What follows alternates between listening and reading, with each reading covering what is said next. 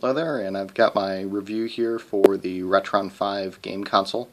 A lot of people have been saying be careful with your games because it's going to wipe out their saves, and it's actually not the case. I've been doing some testing with Pokemon Red, and it's not actually all as it appears here. You do have to hold the power button for a few seconds in order to get it to turn on. And that tells you that it's turned on there. I'm going to be testing Pokemon Red, Ninja Turtles, Hyperstone Heist, Super Mario World, and everyone's favorite, Contra. Try to get it set up here. Sorry if my phone isn't the best on this. The graphics for Pokemon Red look awesome. We'll see if we can get good lighting on this or not. So you also have the Hyperkin controller, which is extremely clicky, and I'll be sure to steer away from that. Other than navigating the main menu to get the home menu to pop back up, I would stick with original NES, Genesis, or Super Nintendo controllers. So here's how the graphics look here. You can notice the details on Pidgey really nicely. Right now I've got the high quality ×2 working. Go to the in-game menu, you can turn it back to normal. If you look back at Pidgey now, you can see the difference. Heavily more pixelized. I was fascinated by how well the graphics really turn out with the graphics filters. Some of the other ones I haven't been reading a whole lot into. This one's a little bit of a fuzzier picture, but still nice. A lot nicer than the original quality. Scale 2. Kind of more pixelated again. It's okay, it's not bad. But me personally, I'm probably going to stick with the high quality ×2. Now there, it actually darkened its eye. It looked like Pidgey doesn't even have an eyeball there. I did not notice that before. That's interesting. Let's see.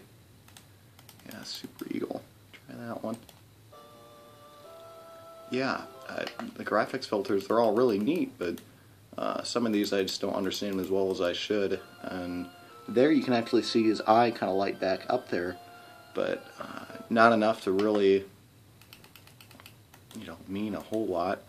And then, let's see. Sorry, start button does that.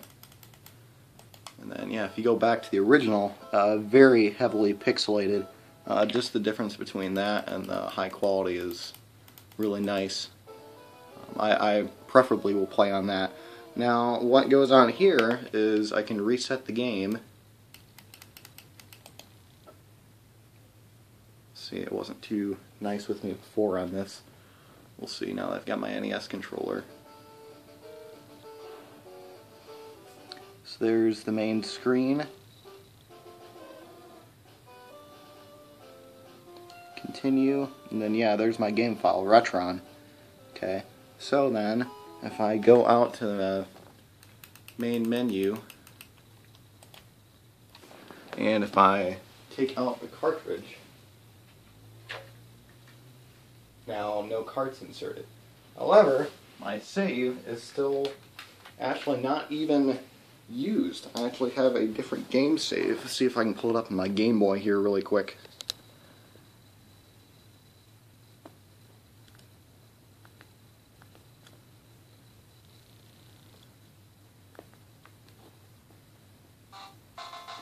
So there's a continue, but then the file is red. It's no longer Retron, so it actually is not accessing your save at all. So that's kind of nice. It is difficult though because you have to make multiple save files. You are able to take, I think, the save files from the cartridges and throw them actually onto the Retron. I'm not really sure how to access the game saves though. You should be able to swap the game saves back and forth, but I haven't been able to figure that out yet. The save states are a nice feature. I've read a lot of places online, people are telling you that the cartridge pins are kind of rough, and they're not the best, but just leave your cartridges in for a couple days and you shouldn't have any problems. totally just screwed up the Genesis one. There we go. Let's try it again. I've actually not had very many problems with Genesis until now. There we go. Yeah, reads Teenage Mutant Ninja Turtles Hyperstone Heist, just like planned. And then we'll see how it plays. Sounds seem fairly accurate. Right now I think I'm playing with enhanced sound, which I actually normally do not do that. And right now with my awesome skill level I'm playing on easy mode, but this game overall is a lot easier than the NES version and Super Nintendo version. Super Nintendo is actually pretty easy, but if you're going for a Ninja Turtles game that's tough, you play the NES one or the arcade. So, and then let's see. Try to go with some of the more graphics filters here. Sorry, the lighting is definitely not very good on this thing. It's not justified by my camera angle. Let's see. Yeah, right now we're high quality. If you go back, yeah, you can actually tell, kind of by Leonardo, he's more pixelated. Let's see if I can get a better view of that. Yeah, so he's a little bit more pixelated there. And then if I go back to high quality, yeah, he's kind of smoothed out a little bit more.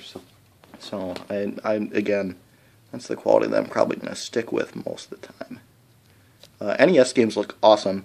I've heard from other reviews and such that the NES games just look really nice, and I really have to agree. My Genesis looks really nice in general, but that doesn't mean a whole lot because my old Genesis was pretty rough. You cannot insert multiple cartridges at once.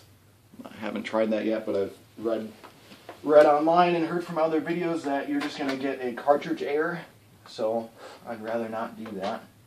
Overall, again, I did leave my cartridges in the pins for a couple days just to try to loosen them out. Super Nintendo just came right in and out. For some reason, it was not really wanting to read them. I'm surprised by that. It normally doesn't have any problems. And then let's see here. I'll play Super Mario World real quick.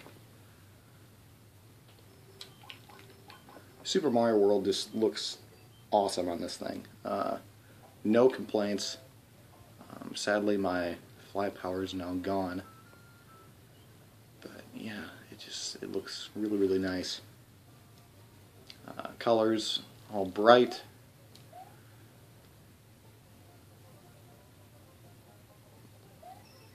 Sorry, the volume's a little bit low today.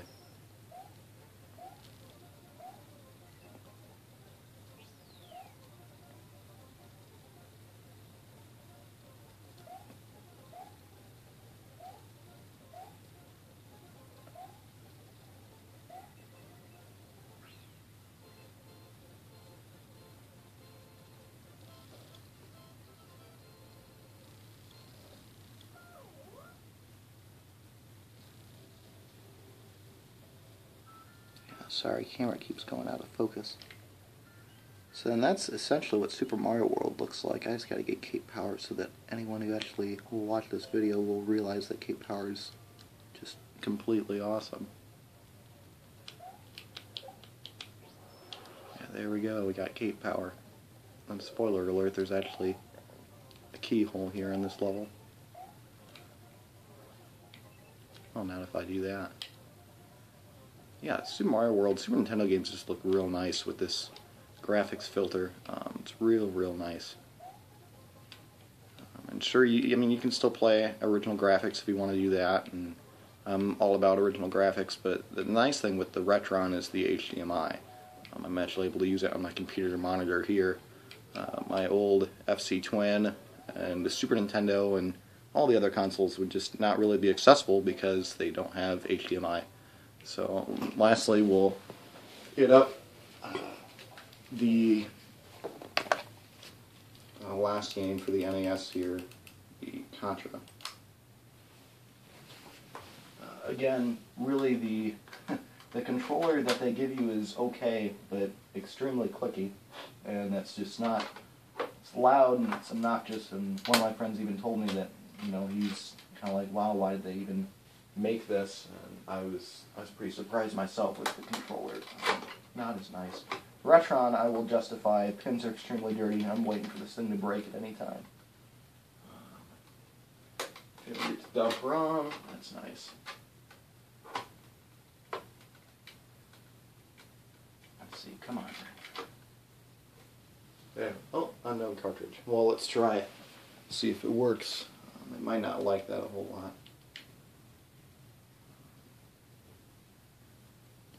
I'll try it. Yeah, sure enough. Sadly, Contra will not work. However, graphically, the game just looks really nice when you do that. But try it one more time. If not, I'll try Super Mario 3. Because I know that game will work. There we go. Contra is up. So let's see. There we go.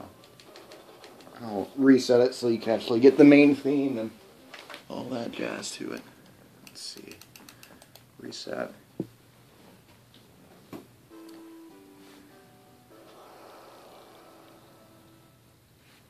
Let's see.